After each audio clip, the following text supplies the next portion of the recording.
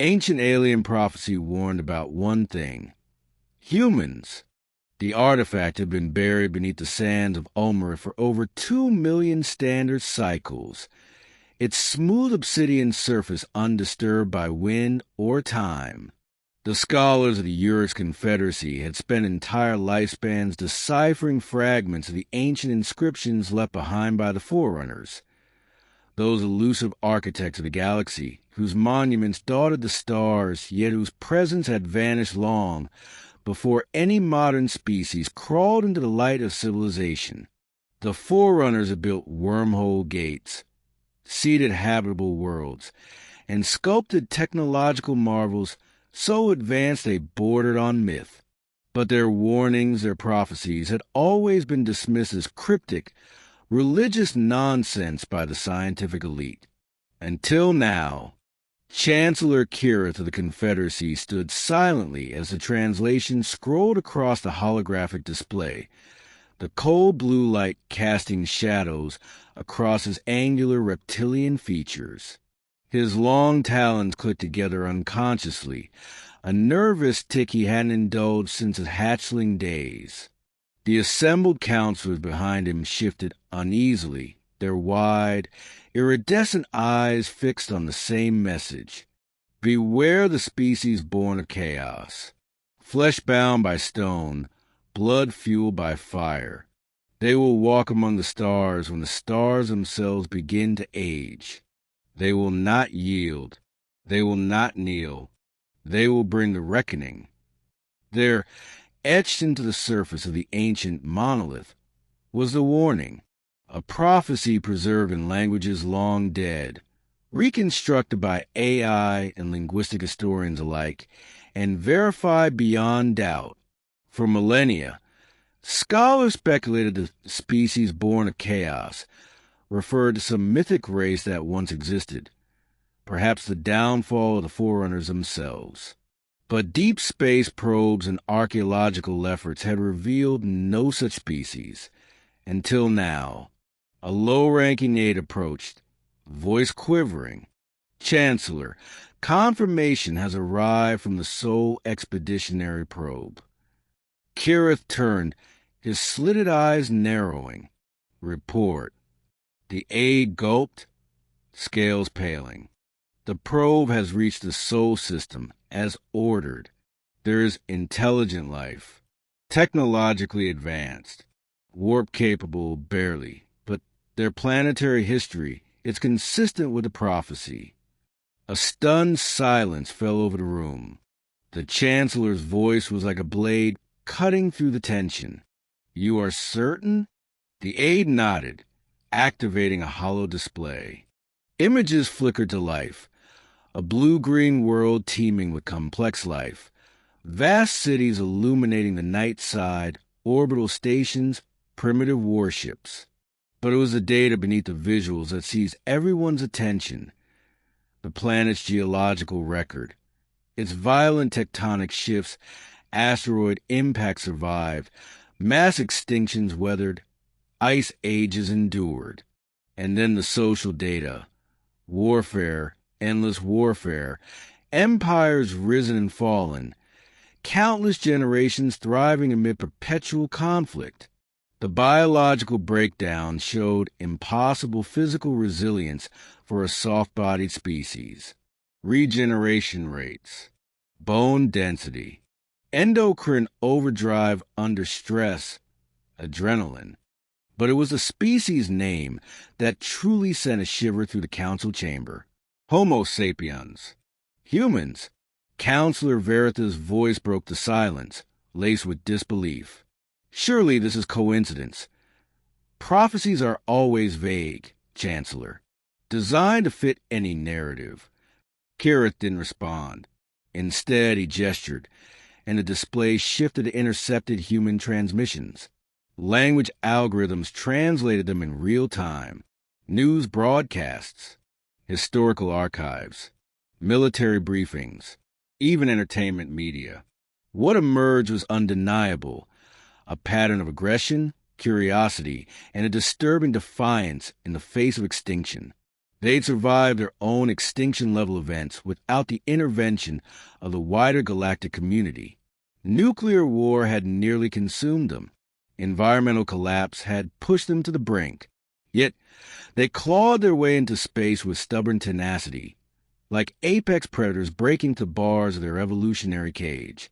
But the most troubling file wasn't a scientific report. It was a piece of ancient human folklore, recorded thousands of years prior to their warp age. A simple phrase passed down through their fractured cultures, unified across continents and generations. "We do not kneel." Kiritha's claws tightened. He understood now why the Forerunners had vanished. They hadn't been destroyed by some external cataclysm, nor had they ascended beyond material existence as some believed. They had seen the humans coming, the reckoning, and chosen to flee the galaxy entirely. The council chamber erupted in overlapping voices. Panic, skepticism, demands for military action. Some called for immediate containment of the Sol system, others for diplomatic overtures. A few whispered of extermination, but Kirith knew better. You couldn't contain fire once it had air. You couldn't reason with a storm once it formed. And you certainly couldn't exterminate a species whose entire evolutionary history had been defined by surviving the impossible. Another aide rushed in, his data slate trembling. "Chancellor, new development. Long-range sensors have detected human vessels beyond Sol. Unauthorized, unregistered. They've already left their system." The chamber froze. "Impossible," Vareth hissed. "They're warp infants. Their FTL capabilities are decades behind even our lowest classifications." The aide's voice cracked. "And yet there they are. For vessels, minimal armament, exploratory, in nature. But their speed, it's unprecedented for a species at their technological stage. They're adapting faster than projections predicted." Kiritha's heart sank. The prophecy was unfolding, and no one was prepared. Across the galaxy, the warning signs multiplied. Human colonies sprouted in unclaimed sectors. Their diplomats, brash and unyielding, appeared in neutral territories. Their traders undercut markets.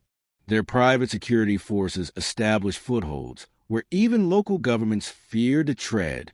And their military? Crude by galactic standards. But their tactics unpredictable. Their willingness to sacrifice. Their terrifying ability to turn every defeat into a lesson, every loss into fuel for future victories. The Confederacy wasn't the only one taking notice. The Coral Dominion, militaristic avians known for brutal enforcement, sent a fleet to pacify a fledgling human colony on the edges of disputed space. The result: 3 Coral war cruisers destroyed, 2 captured intact by human forces. The crew publicly returned unharmed with a simple message: "We don't kneel." The Varn Syndicate attempted economic sabotage, currency manipulation, resource embargoes. Within cycles, human black market networks outpaced even the Syndicate's criminal infrastructure, seeding alliances with marginalized species, offering technology, protection, leverage. And then came the incident on a Thar station. A human exploration team was attacked by a coalition of anti-human radicals. Outnumbered, underarmed, their survival odds were microscopic. Yet when Confederacy investigators arrived, they found the attackers incapacitated, their own weapons turned against them, and the humans unharmed, save for one who, even gravely injured, had apparently laughed in the face of death and fought on. The message was spreading, seeping into the hearts of every species, every corner of the galaxy. Humans didn't break. They didn't retreat. They learned. They adapted. They endured. The final straw came not through warfare, but archaeology, another Forerunner artifact, discovered on the frozen moon of Ordhis. The inscriptions, once decrypted, revealed the full extent of the ancient prophecy, the species born of chaos. sculpted by fire, sharpened by war. They will inherit the stars when all others falter. Their fury shall not be contained, their resolve unshaken. In their defiance, the galaxy will tremble. In their unity, empires will fall. Heed this warning. Do not awaken them, for when they rise as one. The room fell into suffocating silence as the translation concluded. Kiritha's mind raced. It was too late to contain them, too late to hide. The humans were awake. Across the galactic networks, human voices, human ambitions, human defiance pulsed like the beating of a war drum. Their diplomats brokered new alliances. Their scientists cracked technological barriers. Their military, though small, honed itself into a weapon of cunning and unorthodox precision.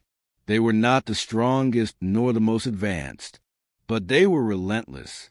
They were inevitable. Chancellor Kirith addressed the assembled leaders of Confederacy, his voice grave, measured. We have spent millennia fearing myths and dismissing legends. But myths have teeth now. Legends were human skin. A grim consensus settled over the council.